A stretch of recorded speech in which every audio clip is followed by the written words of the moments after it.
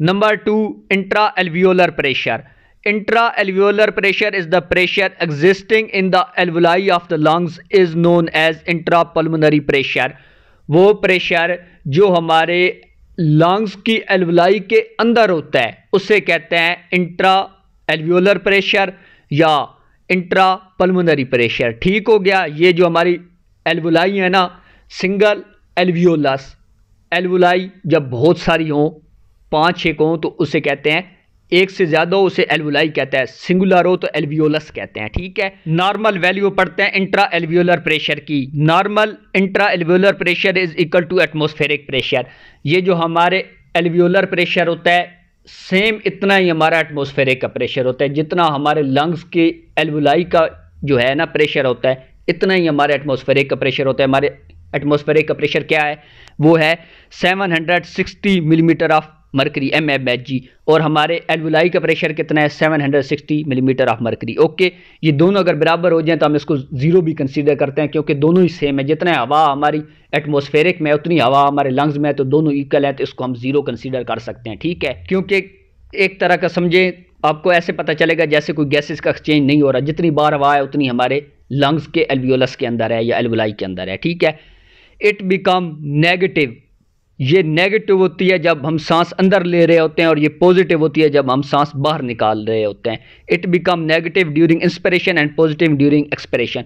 अब हम normal value पढ़ते हैं और बाद में हम उसका ग्राफ पढ़ेंगे। ड्यूरिंग नॉर्मल इंस्पिरेशन, जब हम सुकून से सांस ले रहे होते हैं तो हमारा ये जो है एटमॉस्फेरिक प्रेशर कितना होता है? -1 मिलीमीटर ऑफ मरकरी होता है आउट ऑफ 760। ठीक है। अब हम normal value of intra alveolar pressure पढ़ने से पहले हम एक ग्राफ देखते हैं, उससे समझते हैं, फिर ये हमें ज़्यादा इजी समझ आएगा। ठीक है।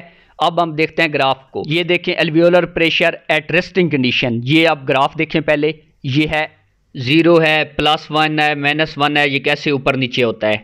ड्यूरिंग रेस्टिंग कंडीशन ये जो एल्वियोलर प्रेशर है ये है 0। ओके।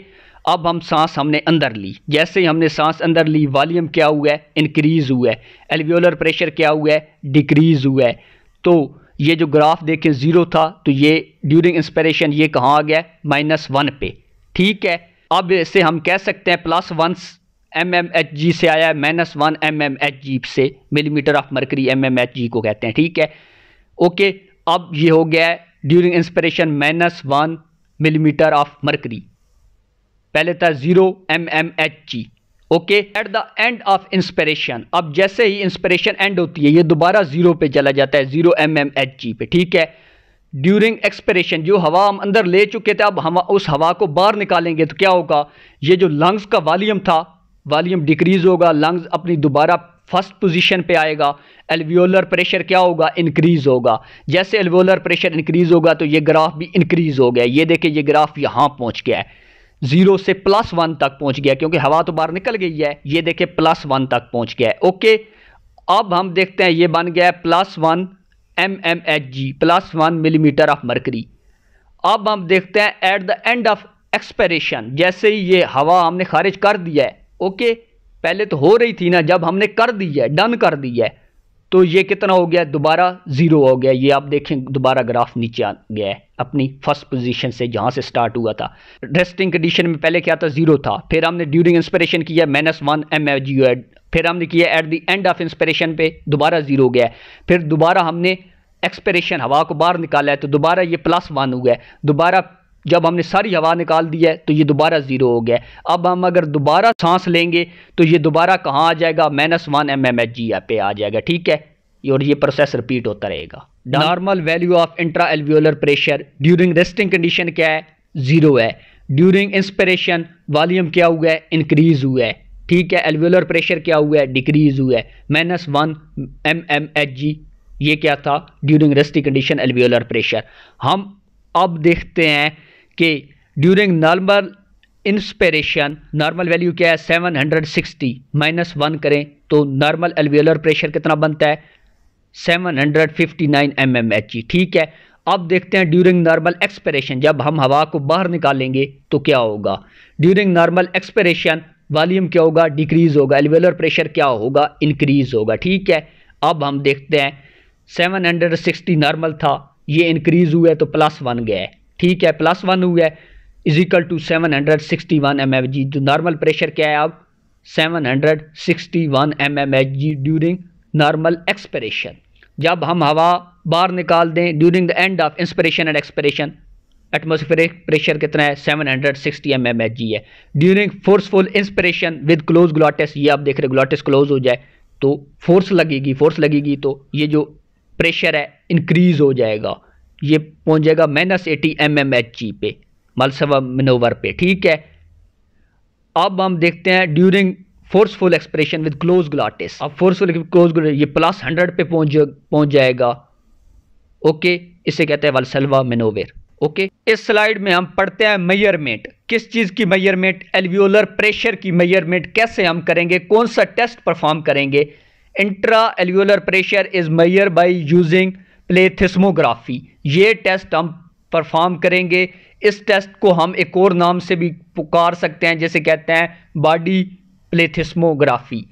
ये क्या होता है, it is a pulmonary function test, ये एक लंग्स का टेस्ट है that measure the amount of air that is inhale and amount of air that remain in the lungs after exhalation. ये एक ऐसा टेस्ट है जो आप हवा अंदर ले रहे होते हैं उसको मेजर कर सकते हैं। नंबर 2 जो हवा बाहर निकाल देते हैं उसको मेजर कर सकते हैं। नंबर 3 जो हवा हमारे लंग्स के अंदर रह जाती है उसको मेजर कर सकते हैं, ठीक है। आगे हम देखते हैं रेजिडुअल वॉल्यूम कहते हैं जो हवा हमारे लंग्स के अंदर रह जाती है, दैट आना the volume that remain in the lungs is known as residual volume. तो इसके लिए तो हम एक और टेस्ट भी परफॉर्म कर सकते हैं, वो है स्पायरोमीट्री। वो क्यों नहीं हम परफॉर्म करते, वो इस वजह से नहीं परफॉर्म करते, पहले उस टेस्ट के बारे में सुनो वो क्या काम करता है। Spirometry is a standard method of measuring a patient lung volume, ये लंग वॉल्यूम को मेजर कर लेता है, स्टैंडर्ड क्वालिटी वाला टेस्ट है। However it is not capable of measuring the residual volume, लेकिन ये रेजिडुअल वॉल्यूम को नहीं मेजर कर सकता, इस वजह से ये टेस्ट हम नहीं परफॉर्म करते और हम परफॉर्म करते हैं प्लेथिस्मोग्राफ, ओके, क्योंकि ये रेजिडुअल वॉल्यूम को मेजर कर लेता है। रेजिडुअल वॉल्यूम कहते हैं जो लंग्स के अंदर वॉल्यूम बच जाए उसे रेजिडुअल वॉल्यूम कहते हैं, ये 500 होता है, ओके। अब हम पढ़ते हैं significance of intra alveolar pressure. हम पता है कि एल्वियोलर प्रेशर कहाँ होता है, लंग्स के एल्वियोलाई के अंदर होता है। वो कहता है intra alveolar pressure cause flow of air in and out of alveoli. Intra alveolar pressure में क्या होता है कि हवा हमारे एल्वियोलस के अंदर आती है और एल्वियोलस से बाहर जाती है। अब पढ़ते हैं ड्यूरिंग इंस्पिरेशन क्या होता है, ड्यूरिंग एक्सपिरेशन क्या होता है। During inspiration the intra alveolar pressure become negative so the atmosphere air enter the alveoli. हमने ग्राफ में पढ़ा था कि एट रेस्टिंग कंडीशन क्या था, 0 था, फिर क्या हुआ है, नेगेटिव हुआ है, तो हमने हवा अंदर लिया है, फिर दोबारा रेस्टिंग कंडीशन में गया है, फिर दोबारा पॉजिटिव गया है तो हमने हवा बाहर निकाल लिया है, फिर दोबारा रेस्टिंग कंडीशन में आ गया है, ठीक है। During expiration intra alveolar pressure become positive, ये आप देखें +1 हो गया था, ठीक है। सो air is expel out of alveoli, number 1 ये है। Number 2 intra alveolar pressure also help in exchange gases between the alveoli air and the blood, ठीक हो गया। हमें पता है कि जो हवा हमारे एल्वियोलस में आती है वहीं से वो हवा जाती है हमारे ब्लड में, जिसे ऑक्सीजन हम कहते हैं, ये वही है, वो दोबारा जाएगी हमारे ब्लड में, ओके, डन। नंबर 3 पे है ट्रांसपल्मोनरी प्रेशर। ट्रांसपल्मोनरी प्रेशर हम कैसे मेजर करते हैं, हम जानते हैं कि जो इलास्टिक फोर्स है वो लंग्स को कोलैप्स करती है, हमें इसके इक्वल एंड अपोजिट फोर्स चाहिए जो लंग्स को कोलैप्स करने से बचाएगी। वो इक्वल एंड अपोजिट फोर्स है, कौन सी है, वो है ट्रांसपल्मोनरी प्रेशर है। ये जो ट्रांसपल्मोनरी प्रेशर है इसका मतलब है कि ये मेजर करेगी इलास्टिक फोर्स को that tend to collapse the lungs, उसको मेजर करेगी, किसको, इलास्टिक फोर्स को जो लंग्स को कोलैप्स करेगी, ठीक है। अब हम पढ़ते हैं इसका formula, transpulmonary pressure is equal to alveolar pressure minus pleural pressure. हम जानते हैं कि एल्वियोलर प्रेशर रेस्टिंग कंडीशन में 0 होता है, क्योंकि जितना ही एटमॉस्फेरिक का प्रेशर होता है उतना ही एल्वियोलर का प्रेशर होता है, ठीक है। आगे हम इसका देखते हैं formula, at rest T is equal to 0 हो गया एटमॉस्फेरिक प्रेशर, माइनस लग गया फार्मूले का, इनटू माइनस लग गया इंट्राप्लूरल प्रेशर का जो उसकी कैविटी में 2.5 है। अब हमें जो ट्रांसपल्मोनरी प्रेशर निकलेगा वो है 2.5 mmHg, millimetre of mercury. Transpulmonary pressure क्या होता है? Transpulmonary pressure is the pressure different between intra alveolar pressure and intra plural pressure. ये जो आपके एल्वियोलस का प्रेशर है, लंग्स के अंदर ये जो एल्वियोलाई है या एल्वियोलस है, इसका प्रेशर, और इंट्रा प्लूरल प्रेशर ये जो आपकी विसरल और पैरेटल ये जो लेयर है ना, उसके दरमियान में एक फ्लूइड होता है प्लूरल कैविटी में, जैसे प्लूरल फ्लूइड कहते हैं, प्लूरल स्पेस के अंदर। ठीक है, इसको जो मेजर करने का अमल होता है ट्रांसपल्मोनरी प्रेशर कहते हैं। It is measure of elastic force in lungs. Transpulmonary pressure से हम क्या मेजर कर सकते हैं? Elastic force of lungs measure कर सकते हैं। Number 2 which is responsible for collapsing tendency of the lungs, जो किसके लिए रिस्पॉन्सिबल होती है? Elastic force of lungs. Lungs हमेशा क्या होता है? लंग्स इलास्टिक होता है, हम जानते हैं, और लंग्स हमेशा कोलैप्स करने की कोशिश करता है। तो हम ट्रांसपल्मोनरी प्रेशर की मदद से collapsing tendency of the lungs की कोलैप्स होने के रुझान को मेजर कर सकते हैं। ओके, अब हम ग्राफ की मदद से ट्रांसपल्मोनरी प्रेशर को मेजर करते हैं। ट्रांसपल्मोनरी प्रेशर का फार्मूला क्या है? Alveolar pressure minus pleural pressure. अब अगर हम देखें, एल्वियोलर प्रेशर जो है स्टार्टिंग में 0 है, और ये जो प्लूरल प्रेशर है ये है -5। तो फार्मूला लगाएं 0, आगे फार्मूले का माइनस लगाएं, फिर लगाएं प्लूरल प्रेशर का -5, और ये जो ट्रांसपल्मोनरी प्रेशर बनेगा ये बनेगा +5 mmHg। ठीक है, मिलीमीटर ऑफ मरकरी। आगे हम देखते हैं ड्यूरिंग इंस्पायरेशन। ड्यूरिंग इंस्पायरेशन देखें तो ये जो एल्वियोलर प्रेशर कितना है? ये है 0, और ये जो प्लूरल प्रेशर है ये कितना है?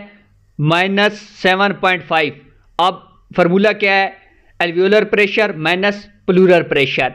एल्वियोलर प्रेशर लगाएं 0, माइनस लगाएं फार्मूले का, प्लूरल प्रेशर का माइनस लगाएं 7.5। तो ये जो प्लूरल प्रेशर आएगा +7.5 mmHg। ठीक है, अब हम देखते हैं ड्यूरिंग एक्सपायरेशन। ड्यूरिंग एक्सपायरेशन ये दोबारा 0 हो जाएगा और दोबारा वापस अपनी -5 पोजीशन पे कम आएगा। ये -7.5 पे आया था, अब दोबारा -5 पे आ जाएगा, और इस तरह हम एल्वियोलर प्रेशर मेजर करेंगे। 0 माइनस फार्मूले का इनटू माइनस प्लूरल कैविटी में जो नेगेटिव प्रेशर है उसका 5 इनटू आएगा +5 mmHg। Okay, done.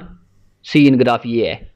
अब आप इस डायग्राम को देखें, इसमें आपको पता चलेगा वो जो मैं बता रहा था ना -5 सेंटीमीटर H2O, वो कहाँ प्रेजेंट है? वो इसमें प्रेजेंट है। ये जो प्लूरल कैविटी है ना विसरल और पैरेटल लेयर के दरमियान, ये आप देखें तो इसमें प्रेजेंट है -5 सेंटीमीटर H2O। ठीक है, ये जो होता है ऊपर वाली साइड इसे कहते हैं एपेक्स, ये जो नीचे वाली साइड होती है इसे कहते हैं बेस। एपेक्स पे -10 सेंटीमीटर H2 होता है, बेस पे कम होता है क्योंकि ग्रेविटी की वजह से ये नीचे पुल हो रहा होता है, इस वजह से ये जो -2.5 सेंटीमीटर H2 है ना वो ये है। ओके, आगे हम अब पढ़ते हैं ग्राफ को। अब हम देखते हैं फार्मूला ट्रांसपल्मोनरी प्रेशर का। Transpulmonary pressure is equal to alveolar pressure minus pleural pressure. ठीक है, ये फार्मूला है। एट रेस्टिंग कंडीशन हम जानते हैं कि ये जो हमारा है ना एल्वियोलर प्रेशर वो कितना होता है? 0 होता है रेस्टिंग कंडीशन में, हम पीछे पढ़ चुके हैं। माइनस आगे हम देखते हैं प्लूरल प्रेशर, ये जो प्लूरल कैविटी के अंदर है इसे प्लूरल प्रेशर कहते हैं। प्लूरल ये जो फ्लूइड है इसी को कहते हैं प्लूरल प्रेशर। ये कितना था? -2.5 है। ठीक है, अब फार्मूला अप्लाई करते हैं 0 माइनस इनटू -2.5। ये जो -2.5 है ना ये माइनस है किसका? प्लूरल प्रेशर का, प्लूरल फ्लूइड का ये माइनस, क्योंकि प्लूरल फ्लूइड हमेशा नेगेटिव होता है, वो पॉजिटिव नहीं हो सकता। -2.5। अब हम दे सकते हैं at resting condition transpulmonary pressure क्या है? 2.5 mmHg। Okay, done. Thank you so much. Video पसंद आई हो तो लाइक, सब्सक्राइब एंड शेयर कर दें।